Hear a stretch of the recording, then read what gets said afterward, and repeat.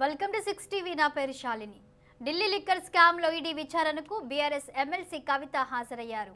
Delhi APJ Abdul Kalam రోడ్డులోని ED head office కు వెళ్లారు. ప్రస్తుతం ఎమ్మెల్సీ కవితను ఈడీ అధికారులు విచారిస్తున్నారు. ఈడీ కార్యాలయం లోపలికి వెళ్లే ముందు పార్టీ శ్రేణులకు మీడియా ప్రతినిధులకు అభివాదం చేస్తూ లోపలికి వెళ్లారు.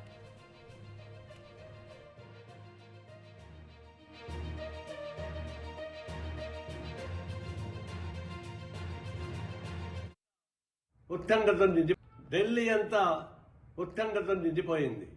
దీనికి కారణం ఒకటే, ఈరోజు సిబిఐ కవిత గారిని పిలుస్తూ ఉంది. అరెస్ట్ చేస్తారా లేదా అని, అరెస్ట్ అవుతారని చెప్పేసి రకరకాల పుకార్లు జరుగుతూ ఉన్నాయి. ఇది కవిత ఒకటే కాదు కదా, బీజేపీ ప్రభుత్వం వచ్చిన వరకు కూడా బీజేపీ వ్యతిరేక శక్తుల్ని వేటాడడం బీజేపీకి అనుకూలంగా ఉన్న వాళ్ళని ఆంధ్ర వికసించడం సహజమైపోయింది. ఇప్పుడు అందులో ఈ మధ్యకాలం జరుగుతున్నవన్నీ అవే. ఆ క్రమంలోనే కవిత పైన కూడా వచ్చినటువంటి ఆరోపణల పైన ఈరోజు సిపిఐ పిలుస్తూ ఉంది. వాళ్ళని అరెస్ట్ చేస్తారా లేదని ఉత్కంఠ ఉన్నమాట వాస్తవమే.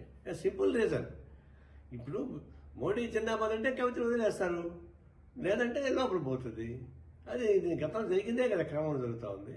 దాని మీద పెద్ద ఆశపడక్కర్లే.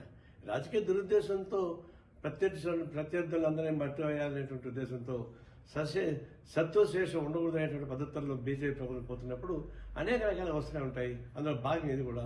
దాన్ని మనం ఫైట్ చేయాలి తప్ప దానికోసం నిరుత్సాహపడాల్సిన అవసరం లేదని చెప్పేసి నా విజ్ఞప్తి. ఢిల్లీ అంతా ఉత్కంఠతో నిండిపోయింది. ఢిల్లీ లిక్కర్ స్కామ్ లో ఈడీ విచారణకు బీఆర్ఎస్ ఎమ్మెల్సీ కవిత హాజరయ్యారు. ఢిల్లీ ఏపీజే అబ్దుల్ కలాం రోడ్డులోని ఈడీ హెడ్ ఆఫీస్ కు వెళ్లారు. ప్రస్తుతం ఎమ్మెల్సీ కవితను ఈడీ అధికారులు విచారిస్తున్నారు. ఈడీ కార్యాలయం లోపలికి వెళ్లే ముందు పార్టీ శ్రేణులకు మీడియా ప్రతినిధులకు అభివాదం చేస్తూ లోపలికి వెళ్లారు.